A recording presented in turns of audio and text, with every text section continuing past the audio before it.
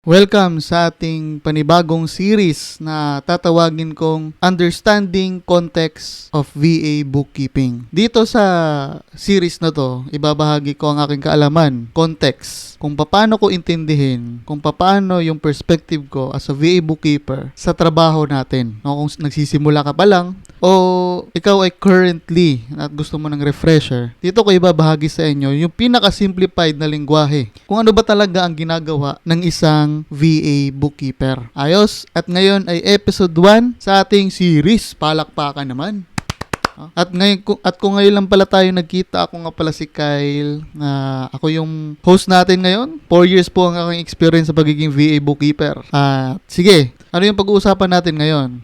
Basic lang. Pag-uusapan natin ngayon ay context of VA bookkeeping.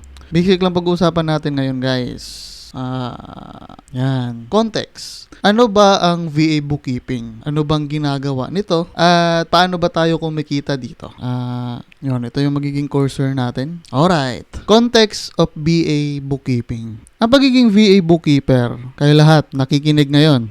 Malaki tsansa nag-aaral na kayo ng bookkeeping ngayon. Malaki tsansa na isa to sa mga upskill na ginagawa nyo.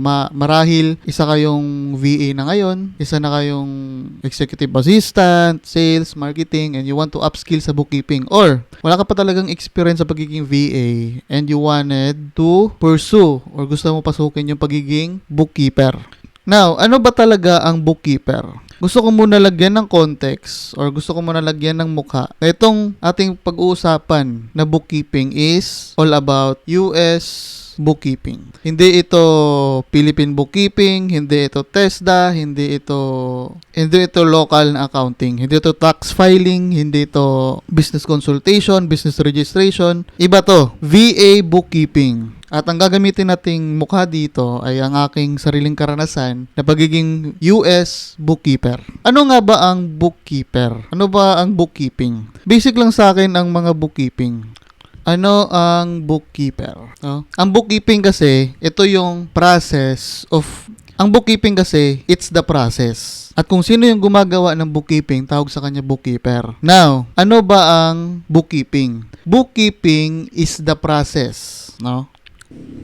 Is the process. Bookkeeping is the process. Bookkeeper is the doer. No, bookkeeping is the process of, ganito lang yan, guys. No? Huwag nyo pa komplikahin yung pag-intindi, especially sa mga nagsisimula. Ang objective lang ng bookkeeping, para ma-record yung transaction, to track the transactions, to document and align everything sa accounting principles, and to arrange data. Kung may napapansin kayo sa mga business owner, nakikita nyo, bumibili kayo sa mall. Pagbili nyo sa mall, nakikita nyo, after nyo magbayad, bibigyan kayo ng resibo. At kung before kayo bigyan ng resibo, nakikita nyo, nag-i-scan sila ng barcode sa product. Tapos, nakikita nyo, nagtatype sila sa computer nila. Ang ginagawa nila, tinatrack nila yung benta. Tinatrack nila kung ano yung binili mo para ma-record nila sa kanilang system. Actually, kung anong ginagawa ng cashier, it's part of the bookkeeping process. Recording the actual sale. Bookkeeping na tawag doon. And yung bookkeeping, hindi lang siya nalilimited sa sales. It revolves sa tinatawag nating accounting cycle. Accounting cycle. At ang accounting cycle na yan, dyan pumapasok yung accounting basics. More on that later. Marahil naman kung nandito kayo sa session na to, alam nyo na yung accounting basics. At kung hindi nyo pa alam yung accounting basics, bawal ka pa dito. Joke lang. Pwede ka dito, makinig ka lang. Tapos, aralin mo lang yung sa kabilang session or mag-aral ka na lang ng ibang oras mo sa bookkeeping or accounting. Yung accounting at bookkeeping, magkamukha lang yan. Actually, ang bookkeeping, it's a part of the accounting. Kasi ang accounting nga, it's a cycle. At para ma-accomplish tong cycle na to, you need bookkeeping. Vice versa lang yan siya. So, ang bookkeeper is the doer. Huwag nyo na pa komplikahin pa. Doer, na taga-track, taga-lista, taga-document, tagalagay ng file sa folder. At para mahanap natin ng mabilis, yung ating mga document na hinahanap. Yun. Sa bookkeeping, may tinatawag na accounting cycle, di ba? Ito yung mga role or maaari mong makuhang trabaho kapag ikaw ay VA or magtatrabaho sa isang accounting job. Ito yung mga makukuha mong trabaho. Kasi malawak to guys. No? Malawak ang bookkeeping. Imagine nyo na lang accounting cycle. Ay malawak yan. Anong pwede mong trabaho? Bookkeeper. Itong bookkeeper, basta bookkeeper. Accounts receivable. Accounts payable, collection specialist, purchasing, billing specialist, at marami pang iba. Ito yung mga pwede mong makuha trabaho kapag papasok ka sa accounting industry. Actually guys, ito lang yung mga simple at yung mga obvious na mga work-related sa pagiging bookkeeper. Ito yung mga options mo. Now, gusto ko munang bigyan kayo ng context sa ano ba talaga. Bigyan ko muna kayo context na before kayo mag-bookkeeping, hindi yan context na before kayo magtrabaho as a bookkeeper, hindi yan rektang dumidiretso sa inyo. May tinatawag kasi tayong process, business process. Balikan natin yung bookkeeping mamaya. Gusto ko muna maintindihan nyo na ang bookkeeper, wala kang kwentang bookkeeper kung hindi mo naintindihan yung process ng business. Wala kang kwentang bookkeeper nun. Kasi as a bookkeeper or accounting related na staff, ikaw yung dulo ng lahat. Ano bang ibig sabihin ko ng dulo? Ito ang ibig kong sabihin. Sa business process, may maraming department yan. Kakamukha na ba? Mag-make sense to sa inyo guys. May tinatawag tayong obvious department. Obvious department ng business, sales, marketing. Napaka-basic dyan. Accounting department, operations, at HR, human resource. Yan. Ito yung pinaka-backbone department of a whole business. Itong apat na to, sales, marketing, operations, human resource. Lahat yan interconnected dito. Lahat yan bagsak dito. Pag may benta ka, tinatrack mo yung benta mo, punta dito sa accounting para ma-account yung benta, para ma-record yung sales. Marketing, kapag naghihingi ng budget, forecasting sa magkano yung mai-spend for marketing, re-request yan dito. No? Operations, ano yung mai-spend para gawin yung produkto or serbisyo, sa accounting pa rin babagsak yan. Human resource, basic, payroll, accounting pa rin bagsak yan. Ang pagiging bookkeeper, hindi lang yan taga-track ng benta, ng expense, tayo yung dulo ng lahat. Gusto ko munang maintindihan nyo na ang gusto nyong pasuking bagay ay hindi madali. Hindi siya simple. At hindi siya kaya ng lahat ng tao. Because you are the one, tong sales, tong marketing, operations, human resource, at iba pang department na hindi ko nabanggit. Walang kasing katulad ang bigat ng responsibilidad kapag about na ito sa kaperahan, sa finance, and sa accounting. Alam nyo ba na ang sales restricted na dapat hindi makita yung kabuuang benta ng business o yung profit ng business? Alam nyo ba ang sales, ang marketing, ang operations, ang human resource ay prohibited na magkaroon ng access dito sa accounting? Alam nyo ba yon? Ganun ka-crucial ang mga accountant. Ganun ka-crucial ang mga bookkeeper. Nagbinabayaran tayo, tapos tayo pa yung may hawak sa mga pinaka-sensitive na information ng isang kumpanya. Bakit? Kasi tayo yung may access sa lahat. Yun yung gusto kong sabihin sa inyo na ito yung bagay na pinapasok nyo. Okay? Now, aware na kayo na may mga department ng isang business. Ano namang relevant nito, Kyle? Ano namang relevant dito kung bakit mo pa sinabi yan sa pagiging bookkeeper? Kala ko ba QuickBooks? Kala ko ba kung ano-ano dapat pag-aralan namin para maging bookkeeper kami? Bakit pinaintindi mo kami ng business process? Gusto kong mamulat kayo na ang bookkeeper na job is only a tip of an iceberg. Sinasabi kasi natin na ang bookkeeper, QuickBooks specialist, zero specialist, yun yung nakukuha nating job as a VA bookkeeper. Pero kapag na-realize mo na ang business is a process and full of department, mamumulat ang mata mo na hindi ka malilimitahan na hindi lang bookkeeping ang hanapin mong trabaho. Bagkus, you will be aware of the different department in accounting. At nabanggit ko na nga yan siya kanina, no? Wala man lang nakapagbanggit sa mga coach dyan, no? Sa mga guru dyan. Wala man lang nakapag-pinpoint na ang bookkeeper is a flexible and a wide industry. Pag sinabi nating accounting, ito, di ba, in-explain ko yung business process, yung departments of business. Ang accounting, kahit isang department lang yan, marami pa rin yang branch. Kapag sinabing sales, hindi lang sales yan. May inbound sales, outbound sales, customer service. Malawak yan. marketing, digital marketing, traditional marketing, content creation, printing, advertising, maraming types of marketing. Malawak yan. Accounting, ito yon, marami yan. Operations, nako, mas malawak to. Human resource, nako, pinakamalawak to.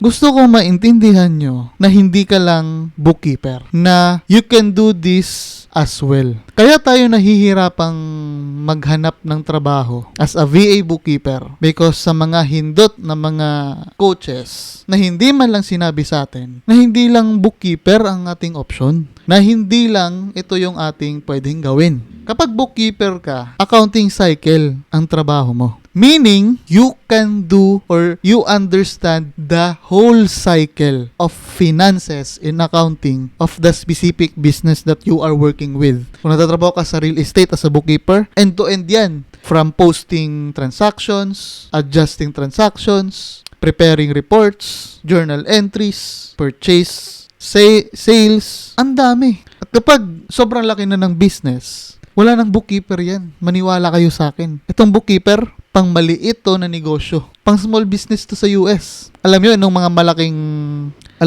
malaking indikasyon na nasa well-built corporation ka na o well-built business ka na? Kapag ito na yung mga hiring, accounts receivable, accounts payable, collection specialist. Meaning nun, sa sobrang dami na nilang benta, sa sobrang dami na nilang receivable, kailangan na nila ng tao para magtrabaho dyan. Sa sobrang dami na nilang utang, kailangan na ng tao. Hindi na kaya ng isang bookkeeper. Hindi na kaya ng isang bookkeeper na trabahuin yan. Kasi pag maliit pa yung business, minsan ikaw pa yung nangongolekta, pa yung nagpa-follow up sa mga client, minsan ikaw pa yung nagbabayad sa mga bills, sa mga payables, minsan ikaw pa yung nagiging tagapangulit sa mga kliyente para magbayad, minsan ikaw pa nagbili, ikaw pa maghanap ng mga subcon para ayusin yung mga repair, minsan ikaw pa yung gumagawa ng invoice para mabilang yung client. Yan yung ginagawa ng isang bookkeeper kasi it's part of the accounting cycle. Pero kapag malaking kumpanya ang pinag-applyan mo, etong mga trabaho na to ang pwede mong trabahuin. Alright?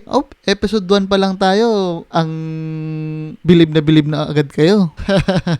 Now, itong business process, guys, gusto ko maintindihan nyo na ang bookkeeping is naniniwala tayo sa source transaction. Ano po yung source transaction, Mr. Kyle? Ang source transaction, pwede palang ganito. Ngayon ko palang nalaman to Ang source transaction is the source transaction. Kung saan nanggagaling ang transaction. Sa accounting cycle, ano ang pinakaunang steps sa accounting cycle? Ano ang pinakaunang kailangang ma-identify sa accounting cycle? Ito yung accounting cycle, guys.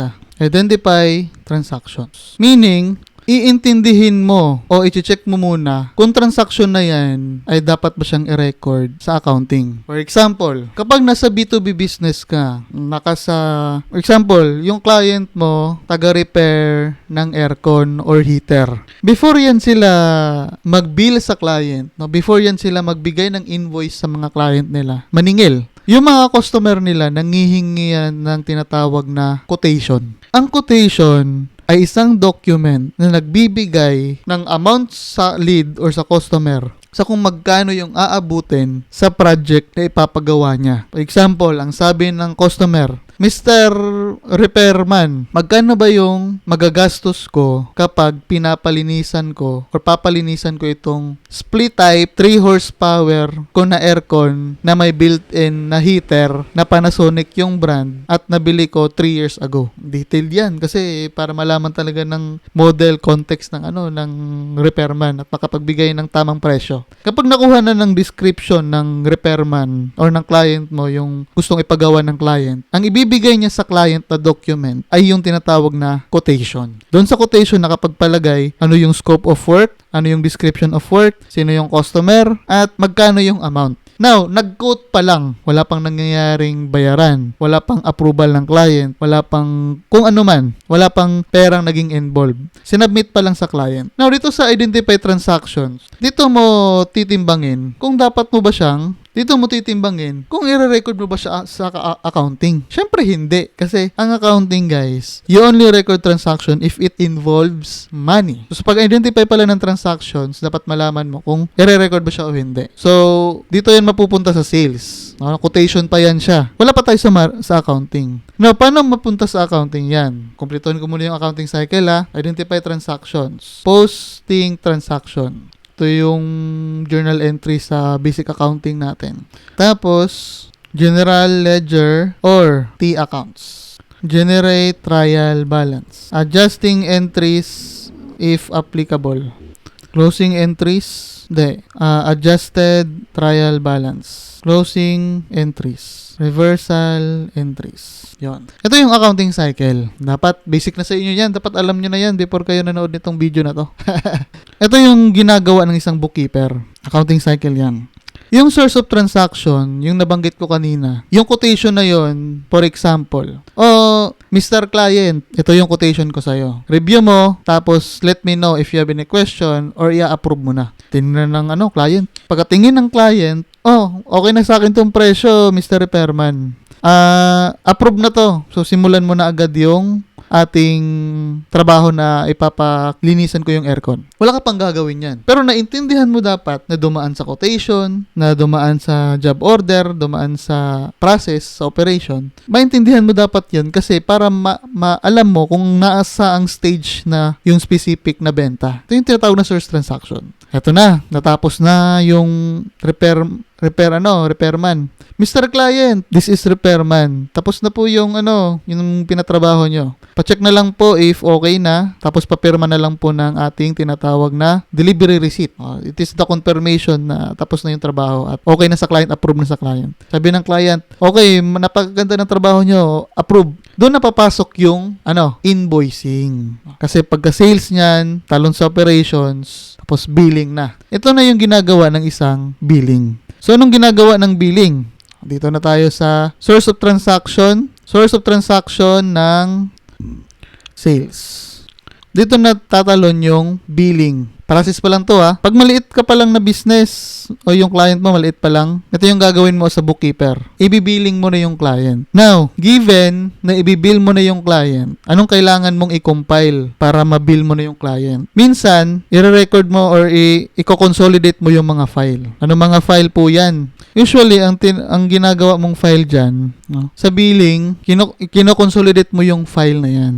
I-consolidate mo yung approve na quotation, yung approval ng client na i-go through yung project. At dapat ma-consolidate mo rin at ma-document mo rin yung approval ng client na tapos na yung order, na tapos na yung pinagawa niyang palinis ng aircon.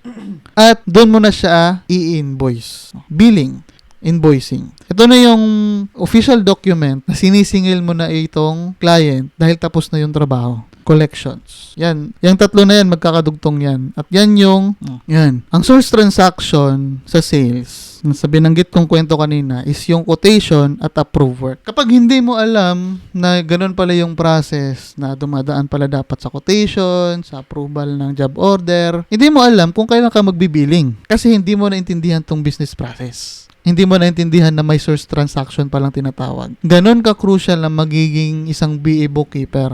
Itong sales na to, it's only a part of the accounting cycle. Sa kung anong kalawak ang ginagawa ng isang VA bookkeeper. Dito pa lang, maintindihan nyo yung process ng isang VA bookkeeper. Hindi ko na ikikwento yan sa inyo lahat. Yung yung process kapag sa marketing naman na approval, sa operation naman, saka sa human resource, payroll. Hindi ko na i-explain sa inyo yan. Ang gusto ko lang malinawan kayo sa gabing ito o sa episode na to, yung context. At sure ako, habang nanonood kayo dito sa episode na to, naintindihan nyo anong gusto kong sabihin. Na napaka-importante na maintindihan mo ang business process. Ito yung gano'n ka-importante yung business process para magawa natin ang trabaho natin as a VA bookkeeper. At kapag VA bookkeeper ka na, basic na lang sa inyo to lahat. Nung ako'y naging accounts payable sa Davao City na corporate, US-based pa rin yun. It's a logistic company. Prior sa mga taon before ako na-hire doon, Isa akong bookkeeper. Mga 2 taon na akong bookkeeper nun. Mga pasundot-sundot lang. Kasi unstable pa yung client ko. Alam ko na yung business process. 2